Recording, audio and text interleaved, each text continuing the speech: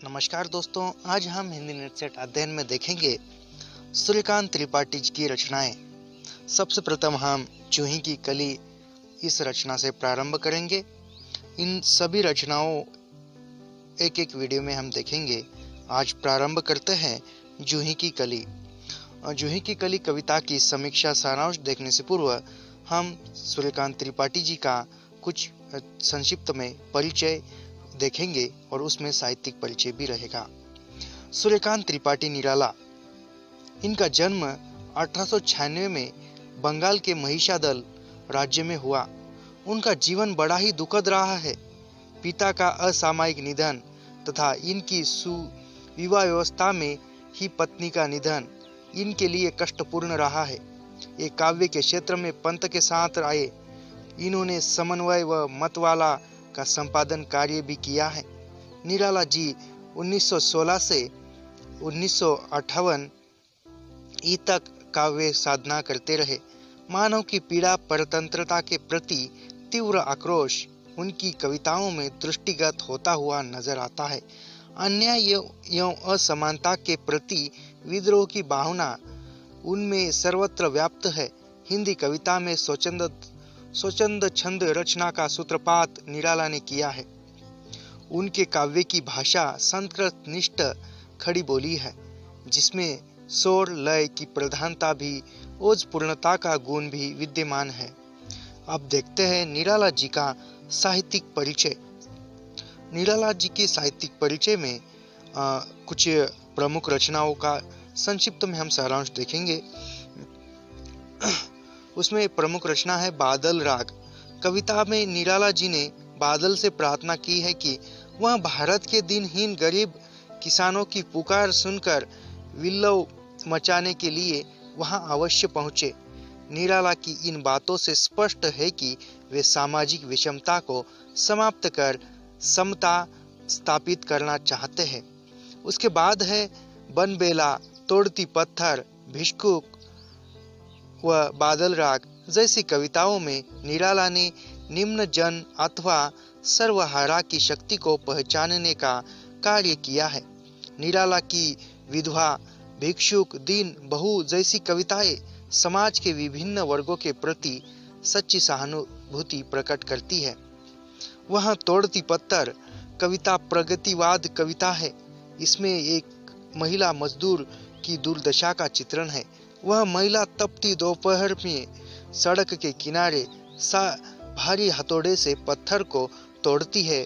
वही दूसरी ओर पूंजीपतियों ने छाया भरे पेड़ों को भी अपने घर की चार दीवारी में कैद कर रखा है। शोषक वर्ग का चित्रण भी निराला जी की कविता में दिखाई देता है। ऐसे ही कविता लिखी है। इसके बाद उनकी अन्य रचना है अनामिका, जो 1923 में प्रकाशित है, परिमल 1929, अनिमा 1943, गीतिका 1936, तुलसीदास 1938, राम की शक्ति पूजा 1938, बेला 1946, नए पत्ते 1942, अर्चना 1950 इत्यादि है। और साथ ही आराधना 1953 में प्रकाशित हुआ उनका साहित्य है। इसके बाद आज हम देखते हैं कि जूही की कली कविता का सारांश। जूही की कली निराला जी की प्रथम रचना मानी जाती है। इनमें सूक्ष्म रूप से स्वतंत्रता, राष्ट्रीय आंदोलन की विषय वस्तु का सामाजिक, राजनीतिक और सांस्कृतिक रूप से समावेश है। बाहर से प्रतीत होता है कि इस कविता का रूप अभिध्यानात्मक है, परंतु इस कविता से राष्ट्रीय जागरण या आंदोलन की मूल चुनौती गहराई से अभिव्यक्त होती है। जागरण की प्रथम शर्त स्वाभिमान का होना होता है। यहाँ भले ही अलसाया सा, परंतु तरुणी अर्थात ऊर्जा से पूर्ण और चेतन है आह्वान करता है। जैसे स्नेह स्वप्न मग्न अमल कोमल तनु तरुणी जूही की कली। इसके बाद निराला सजग नारी के प्रखर समर्थक रहे हैं। यह उनकी कविता जूही की कली के माध्यम से स्पष्ट हो जाता है। इसमें प्रगतिशीलता के तत्व मौजूद है और जिनके प्रमाण के लिए प्रगतिशील विचारों को चिंतकों, आलोचकों जैसे मुक्तिबोध दिनकर, मानवर सिंह आदि ने उनकी चर्चा का जहाँ तक संभव है की है। जूही की कली निराला जी की महज पहली कविता ही नहीं बल्कि पूर्व की काव्य शैली से हटकर मुक्त छंद काव्य शैली में लिखी गई रचना है। जूही की कली में आत्म प्रसार की आकांक्षा दुनिया की चार दीवारी को तोड़ नए विज्ञान के संपर्क से ओतप्रोत हो जाती है।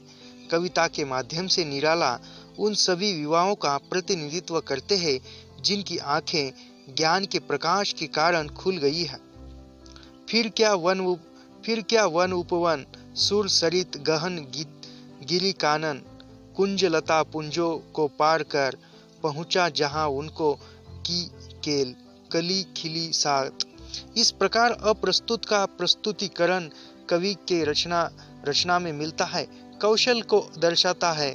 कविता में अलंकारों का प्रयोग एक रोचकता पैदा करता है क्योंकि कविता के भाव अधिक गहरे हो जाते हैं। देखते हैं कविता की पंक्तियां और उसका सारांश। विजन वन वल्लरी पर सोती थी सुहाग भरी, स्नेह स्वप्न मग्न अमल, कोमल तरु तरुणी जूही की कली। द्रग बंधन किए शिथिल पत्रांक में, वासंती निशा थी विरह मधुर प्रिया संग छोड़, किसी दूर देश में था पवन जिसे कहते हैं मलया नील। कवि कहना चाहता है कि एक एकांत स्थान में स्थित वन में एक लता पर स्नेह युक्त सपनों में आनंद मग्न होकर पतली और कोमल युवा अवस्था को प्राप्त कर एक जूही की कली सो रही थी। उसने अपनी आंखें बंद कर रखी थी। वह सुप्त अवस्था में पत्तों के बीच सोई हुई थी। बसंत की रात थी। पवन विरह से व्याकुल होते हुए वो अपनी प्रिया जूही का संग छोड़कर किसी दूर देश में जा बसा था जिसे मलया नील कहते हैं, अर्थात मलय पर्वत पर जाकर पवन रूपी मलय नील अपनी प्रिया जूही की कली को छोड़कर बस गया था। कहने का तात्पर्य यह है कि कवि ने जूही की कली और उसके प्रियतम के रूप में मलय पवन की अभिव्यंजना भी की है। इसके बाद अगला छंद इस प्रकार है। कौन कहे निर्दय उन नायक ने, निपट ठिठुराई की झोंकों की झाड़ियों से सुंदर सुकुमार देह सारी, झकझकोर डाली मसल दिए गोरे कपोल गाल, चौक पड़ी युति सकित चितवन नीच चारों ओर फेर, हरे हेर प्यारे को सेज पास, नम्र मुखी हंसी खिली खेल रंग प्यारे संग। प्रस्तुत पद में निराला जी कहते हैं कि कामातुर नायक नायिका की प्रेम पूर्ण क्रीड़ाओं की व्यंजना जूही की कली और पवन को प्रतीक मानकर की है। यहाँ प्रकृति और काम चेतना के समन्वय को कवि ने बखूबी से चित्रित किया है। यहाँ कवि ने स्त्री की उस कामुक स्थिति का चित्रण किया है जो बड़ी धैर्यता के साथ पुरुष के स्पर्श का आनंद लेती है। उधर पुरुष कामुकता की स्थिति में धैर्य छोड़ देता है और आक्रामकता को ग्रहण कर लेता है।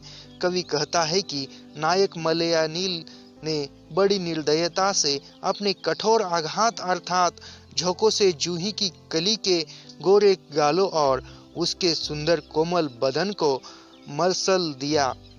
इससे कली रूपी नायिका चौंक पड़ी और चकित होकर अपनी टेढ़ी चितवन से चारों ओर देखकर प्यार से नम्रता के साथ हंसी और उसे अपनी बाहों में भरकर उसके साथ प्यार से खेलने लगी तथा रत हो गई।